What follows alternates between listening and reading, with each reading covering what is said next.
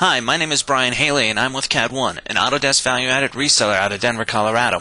And today we're going to talk about tricks of the offset command. Now most people know how to offset a line and create an additional line that's a specified distance from the original line.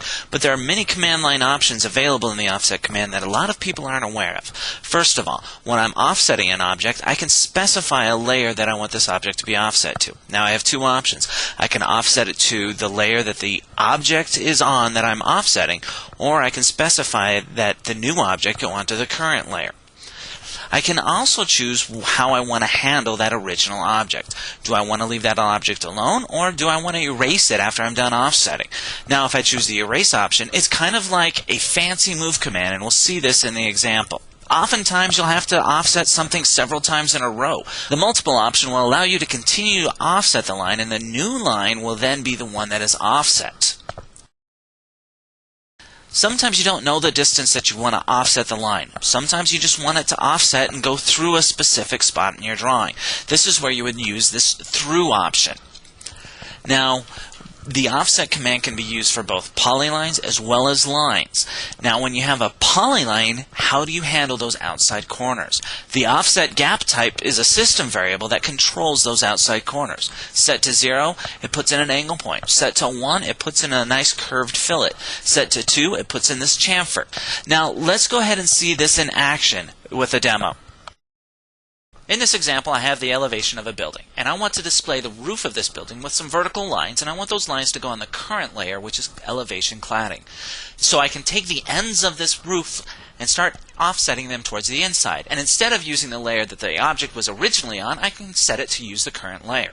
So I start the offset command. The offset command is found on the Home tab of the ribbon on the Modify panel, and it's this icon right here. So I run my offset command, and now instead of just specifying the offset distance, I want to change some of those variables. So I right click and I get the option to choose what layer I want this offset to go to. So I choose layer, and what layer do I want this object to go to? I want it to use the current layer. So I select current. I can specify the offset distance, which in this case is 25 inches. I select this red line to offset. I select the side to offset it to. And as you can see, this new object is on the current layer. And I can continue to offset this object to represent my elevation cladding. Now this could be a little tedious, selecting the line and then offsetting it. So when I select the line, I can right click and I have the multiple option. And now I simply select which side I want it to offset to. I don't have to select the line and then select the offset.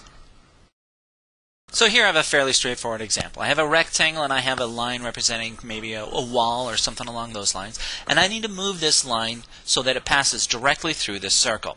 Now I can use my move command and I can use my snaps and then trim and extend, or I can use the offset command. So I'm going to run the offset command.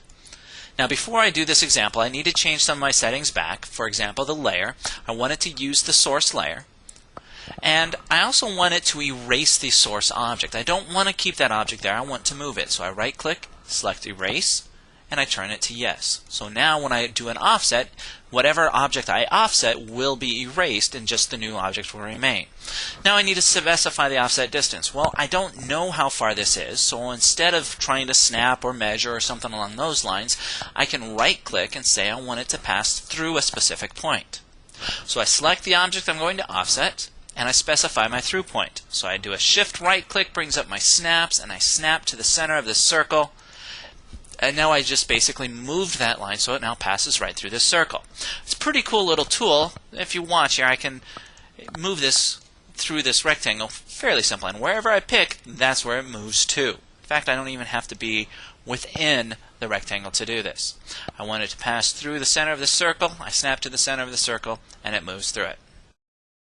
In the last portion of this demo, I want to talk a little bit about the offset gap type. It's a system variable that controls how polylines offset when they have an angle that is greater than 180 degrees.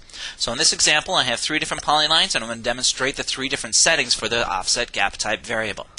So in my drawing, I'm going to type offset gap type. And as you can see, the default value is 0. So when the offset gap type is set to 0, and I run the offset command, and I offset this polyline to the outside so it's greater than 180 degrees, you can see it simply takes those 2 lines and extends them up to wherever they happen to meet. Now I'm going to change the offset gap type system variable to 1. And now when I run the offset command on a polyline, I'm going to use the exact same offset distance. You can see it puts a fillet in there. And the center point of this curve is where those two lines intersected. Once again, I'm going to change my offset gap type system variable. And this time I'm going to change it to 2. Now when I run the offset command, instead of extending the lines or putting a fillet in there, it puts a chamfer in there. Well, I hope this helps explain some of the options that you have with the offset command, and we'll see you on the next installment. If you like what you saw and would like to learn more, please visit our website at www.atyourdesktraining.com.